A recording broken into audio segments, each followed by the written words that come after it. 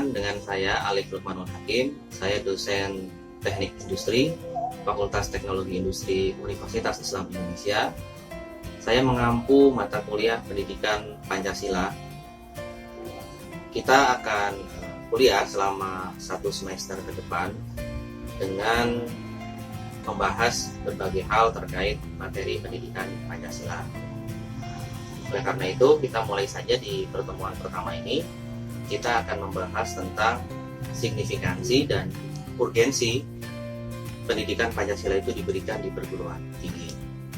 Nah, kita sudah sangat mengetahui bahwa secara historis bangsa ini, bangsa Indonesia itu lahir dalam sebuah proses yang sangat panjang. Bagaimana kemudian kita menghadapi berbagai macam tantangan, kemudian penjajahan dari bangsa asing, yang itu membuat kita memiliki perasaan yang senasib dan sepenanggungan untuk keluar dari penjajahan tersebut. Nah, dalam mata kuliah ini kita akan memulai dari memberikan pemahaman kepada teman-teman semua tentang pentingnya visi dan misi mempelajari pendidikan Pancasila. Yang pertama adalah terwujudnya kepribadian sivitas akademika yang bersumber pada nilai-nilai Pancasila. Visi dan misi ini kemudian harus diturunkan dalam visi universitas. Nanti kita akan bahas itu dalam capaian pelajaran lulusan dan juga capaian pelajaran mata kuliah. Adapun misi dari mata kuliah ini diberikan adalah pertama, misi psikopedagogis, yaitu potensi akademik peserta didik. Kemudian yang kedua, misi psikososial, yaitu penguatan peran sosial masyarakat. Kemudian misi sosiokultural atau budaya berpancasila. Yang keempat, misi akademik Pancasila sebagai sistem pengetahuan. Kompetensi dasar dari mata kuliah ini adalah mahasiswa memiliki kepribadian yang bersumber pada nilai luhur budaya bangsa dalam mendukung latar belakang dan profesi keilmuan. Yang kedua, bersedia menjadikan Pancasila sebagai referensi dan inspirasi untuk menjawab berbagai tantangan kehidupan bangsa dan bernegara. Kemudian tentu saja membangun mahasiswa untuk memiliki kemampuan sikap bertanggung jawab sesuai hati nurani. Kemudian mahasiswa memiliki kemampuan untuk mengenali masalah sekaligus pemecahannya. Yang ketiga, mahasiswa diharapkan kemudian juga update terkait perkembangan kehidupan berbangsa dan bernegara. Dan yang berikutnya, yang terakhir adalah mahasiswa memahami sejarah bangsa Indonesia dulu, kini, dan ke depan akan dibawa kemana.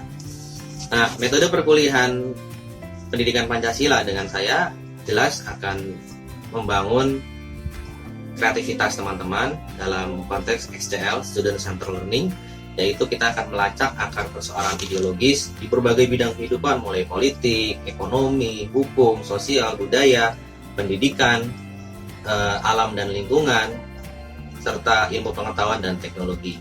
Nah, nanti juga kita akan membangun diskusi kelompok, kemudian ada soal-soal latihan yang tentu 75% kita akan lakukan secara daring, secara online dalam keadaan pandemi corona ini soalnya seperti itu.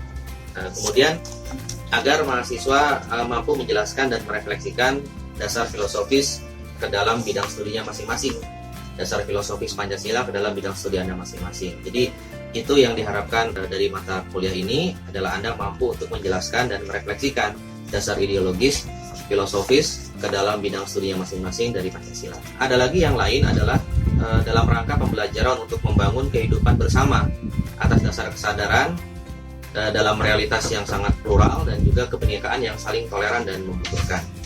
Kemudian diharapkan juga mahasiswa mampu berperilaku sesuai nilai-nilai Pancasila dalam kehidupan sehari-hari, tidak hanya sekedar lewat tulisan dan perkataan. Kemudian juga menanamkan nilai Pancasila sejak dini dalam lingkungan keluarga, sekolah, masyarakat tentunya, dan juga sesuai dengan fondasi ajaran agama. Kemudian pendidikan nilai Pancasila merupakan tanggung jawab negara, masyarakat, sekolah, dan keluarga. Nah, teman-teman juga harus memahami bahwa pendidikan Pancasila juga adalah sebentuk pendidikan karakter. Nah, salah satu strategi pembangunan karakter bangsa adalah melalui pendidikan Pancasila tentunya. Bagaimana membangun karakter yang profesional, bermoral, dan tentu berkesesuaian dengan nilai-nilai Pancasila, dan juga pembentukan kepribadian yang mendukung profesi dan latar belakang keilmuan warga negara. Ada beberapa contoh karakter yang sesuai dengan nilai-nilai Pancasila. Yang pertama, bagaimana kita membangun gaya hidup sederhana dan cinta produk dalam negeri, pentingnya pewarisan nilai-nilai kebaikan dan budaya untuk masa depan, kemudian arti penting dari persatuan dan kesatuan, serta pentingnya teman-teman memahami norma dan aturan, serta bagaimana kita mendukung penegakan hukum yang tanpa pandang bulu, dan itu berdasarkan Pancasila dan nilai-nilai Undang-Undang Dasar 1945. Nah, materi pembelajaran Pancasila kita itu kurang lebihnya kalau kita buat siklusnya adalah teman-teman kemudian saya ajak untuk memahami realitas objektif yang ada, kondisi objektif yang ada di masyarakat seperti apa, kemudian secara historis Pancasila itu munculnya bagaimana sehingga menjadi konsensus nasional, kemudian bagaimana Pancasila menjadi aspek yuridis terpenting dalam kehidupan kebangsaan kita, kemudian juga aspek kultural dan juga aspek filosofis. Nah, itu siklus yang ingin kita ajak untuk dipahami oleh teman-teman, bagaimana kemudian dimensi yuridis, dimensi historis, dimensi kultural, dan dimensi filosofis itu kita bahas dalam satu semester ini ke depan. Jadi dalam satu semester ke depan kita akan membahas beberapa materi yang tadi beberapa bahasan penting dari tema pertama tentang signifikansi dan urgensi pendidikan Pancasila bagi mahasiswa di perguruan tinggi itu seperti apa. Nah, kita akan berangkat nanti dari berbagai agenda permasalahan bangsa seperti yang tadi sudah saya sampaikan, masalah politik, masalah ekonomi, sosial, budaya, hukum, dan sebagainya.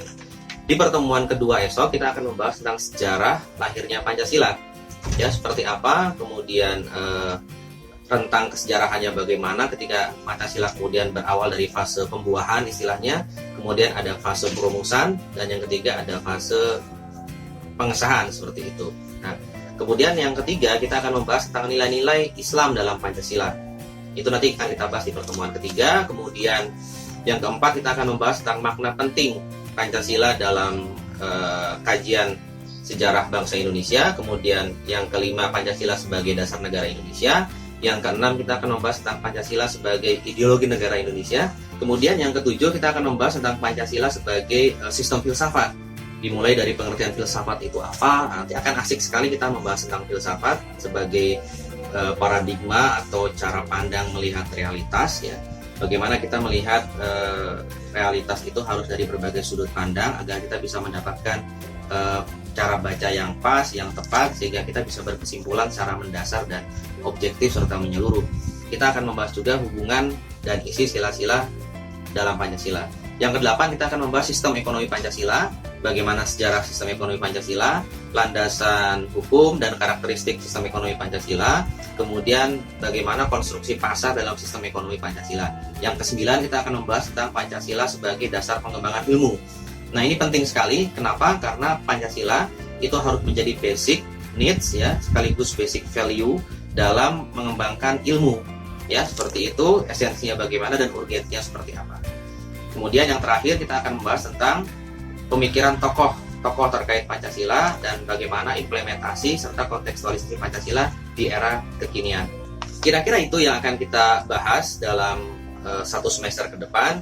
Nanti sumber referensi bisa teman-teman lihat dalam slide video saya. Kemudian tema besarnya apa saja dan yang akan saya tampilkan juga dalam slide.